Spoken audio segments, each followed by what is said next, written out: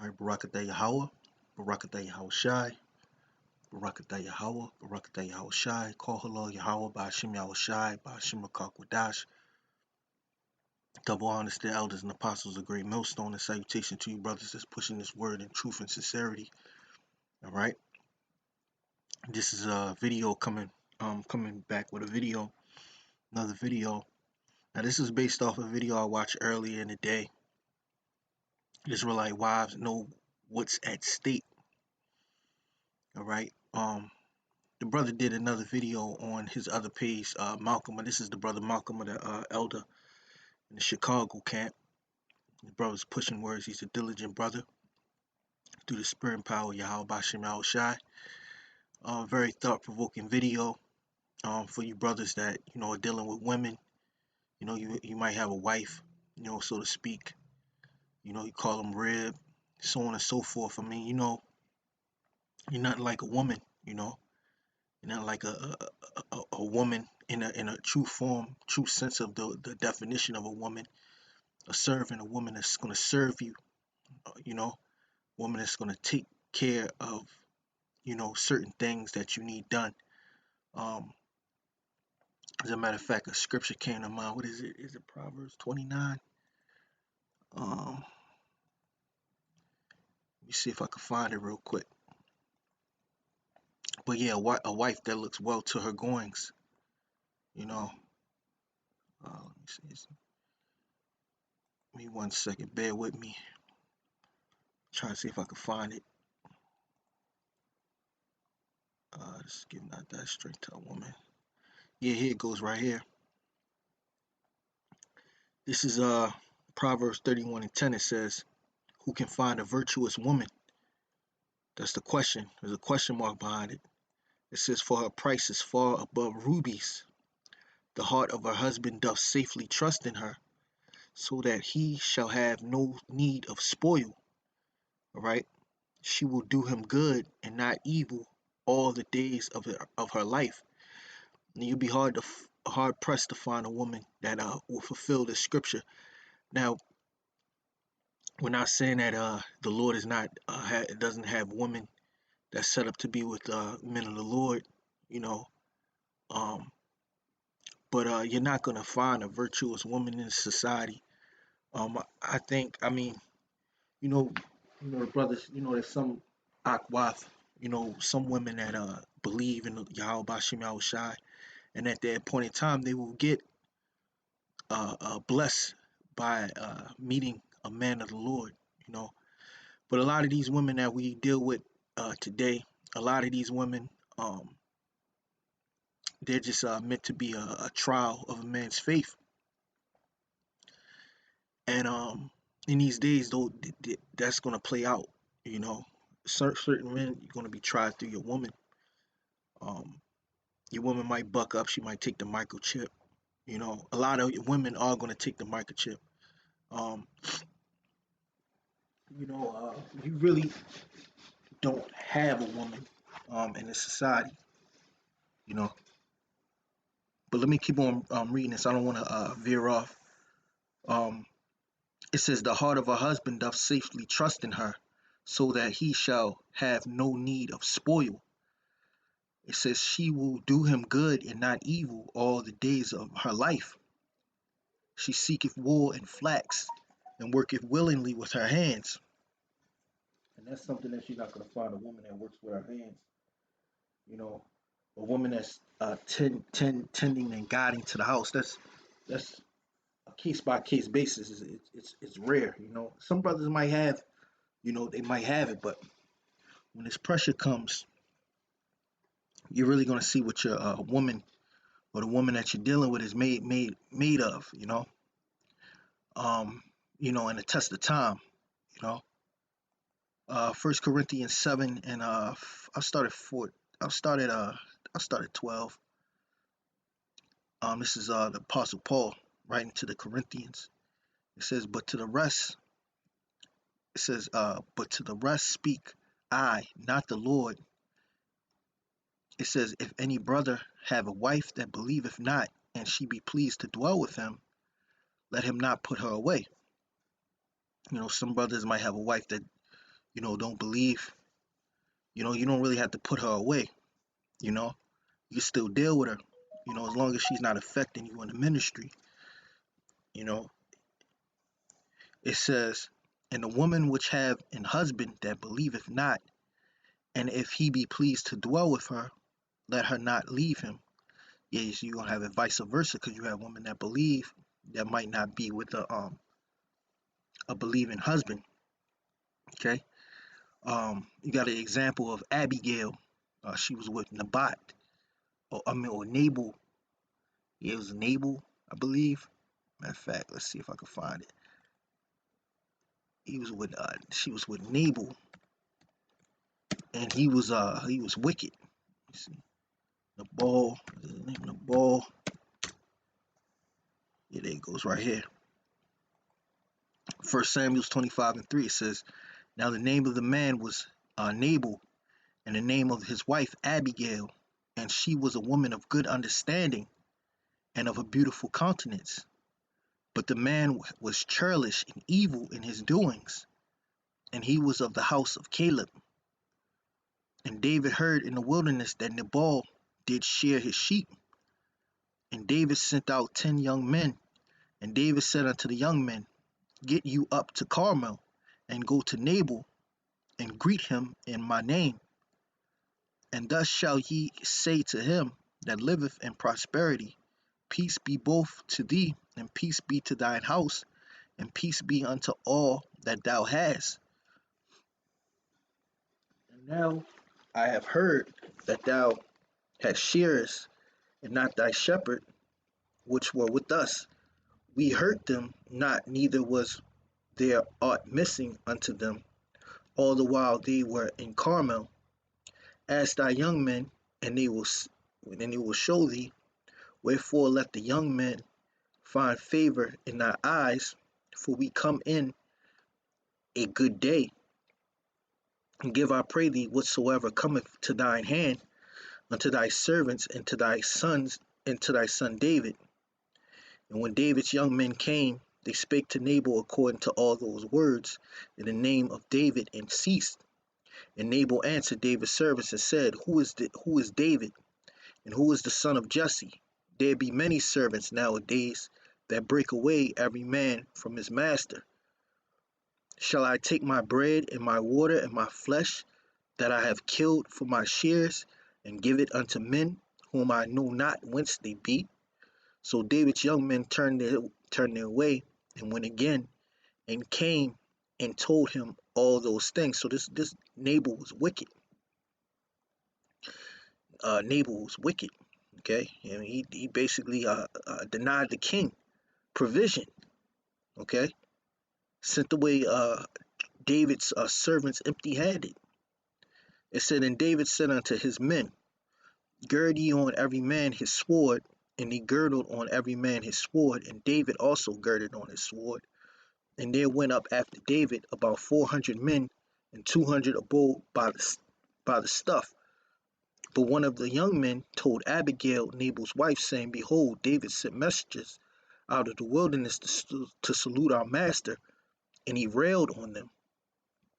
But the men were very good unto us, and we were not hurt, neither missed we anything, as long as we were conversant with them when we were in the fields. They were a wall unto us both by night and day, all the while we were with them keeping the sheep.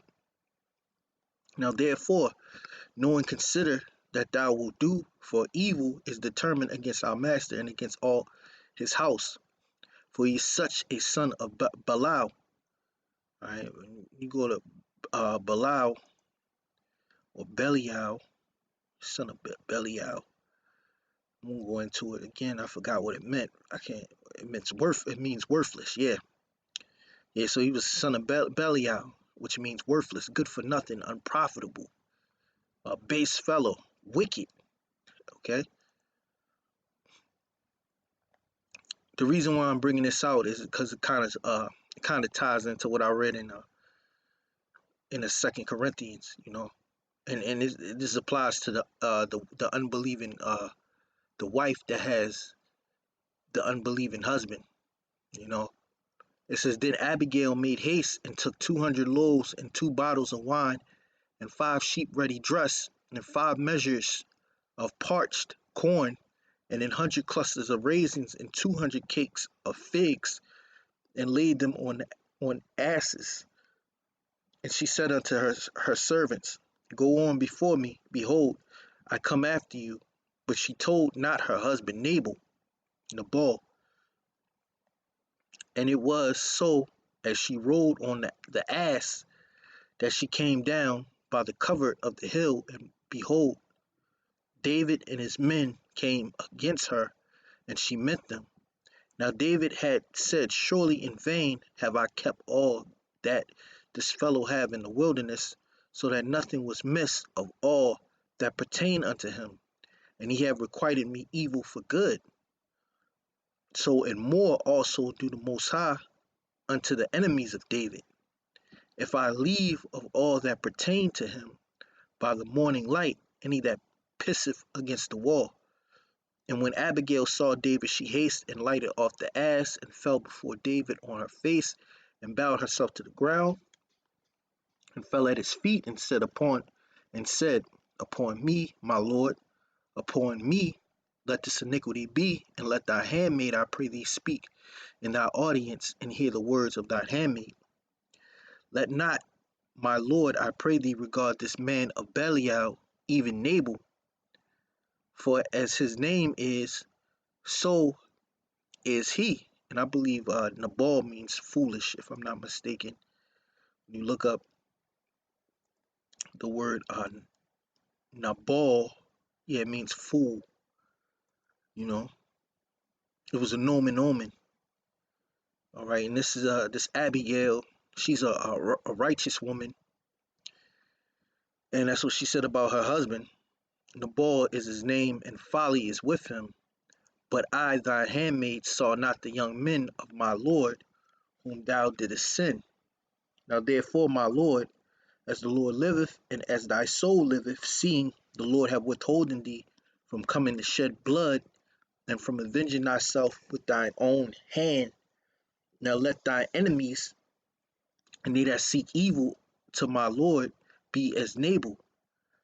And now this blessing which thine handmaid have brought unto the Lord, let it be given unto the young men that follow my Lord.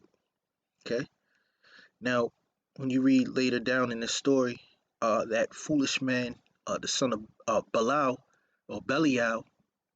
uh, Nabal, he got put to death, and then Abigail became David's wife. You know, so that's what I said. That's why I was reading. I was reading Corinthians, First Corinthians, the 7th chapter. I'm gonna keep on reading. I'm gonna go back to verse 13. It says, and the woman which have an husband that believeth not, and if he be pleased to dwell with her, let her not leave him. For the unbelieving husband is sanctified by the wife, and the unbelieving wife is sanctified by the husband. Else were your children unclean, but now are they holy. But if the unbelieving depart, let him depart. A brother or a sister is not under bondage in such cases, but the Most High have called us to peace. Now is the key point. It says, what knowest thou, O wife, whether thou shalt save thy husband? Or how knowest thou, O man, whether thou shalt save thy wife? Okay, because you don't know. You might be with a woman that the Lord, is going to put to death, is going to destroy her, or he's going to take her away from you, or any scenario. It might be you might be with a woman that is going to ride with you until the end. You know, but I mean the likelihood of that, you know, the likelihood of that is you know, I mean it's of the Yahweh Bashim Al Shah. You can't never tell a man how he want to deal with a woman or what he should do with a woman. A man makes that decision for himself, you know.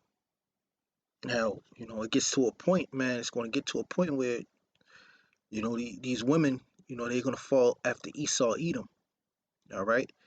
Let me get this in real quick in Luke 17 and 32. It says it's simple. Remember Lot's wife. Luke 17 and 32. It says, remember Lot's wife. Look, Lot's wife looked back and she turned to a pillar of salt. All right. And you have no control over your woman. You know, Lot couldn't look back at her. You know, else Lot would have turned to a pillar of salt. But that's not the story. The story was the story was Lot's wife. She looked back, and it says, "Whosoever shall seek to save his life shall lose it, and whosoever shall lose his life shall preserve it." Okay. Now let's go to another scripture, right? Because I had a few scriptures lined up. You know, because we're coming into a great time of mourning. All right, coming into a great time of mourning and lamentation. All right, and this is what the scriptures basically tell you. You know,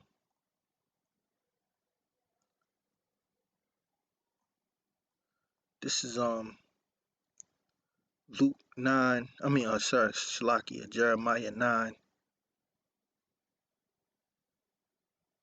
and 17. It says, "Thus saith the Lord of hosts: Consider ye and call for the mourning woman, that they may come and send for cunning woman, that they may come, and let them make haste and take up a wailing for us, that our eyes may run down with tears, and our eyelids gush out with waters.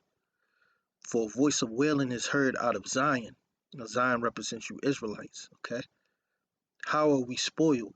We are greatly confounded, because we have forsaken the land, because our dwellings have cast us out." It says, "Yet hear the word of the Lord, O ye women, and let your ear receive the word of his mouth, and teach your daughters wailing, and every one her neighbor lamentation." So if these women really knew what was coming, okay, they would be wailing, okay, they would be weeping, all right, they would be crying, okay, because and they be in fear, you know, they be in fear because what's about to come, it's going to be a complete breakdown of a society that we live in the midst of. The whole earth is going to be broken down, and it's going to be a lot of death. It's going to bring forth a lot of death and a lot of weeping to you women. That's why it says what it says in Isaiah 32 and 9. It says, "Rise up, ye women that are at ease. Hear my voice, ye careless daughters. Give ear unto my speech.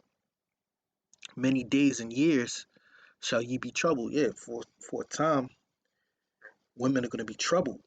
Okay, especially when this collapse comes, martial law. You have troops in the street. You have food shortages. You have riots. Okay, that's the period of time. It says, "Ye careless women." It says, "Many days and years shall ye be troubled, ye careless women." Yeah, because these women are careless, right? Um, yeah. When you look up that word is batak. Batak means to trust in, to have confidence, to be bold, to be secure. Yeah, these women are to feel safe, be careless. Yeah, because these women have become very, very careless because they live in a society, all right, that protects them. They can call 911. They can get restraining orders placed on men.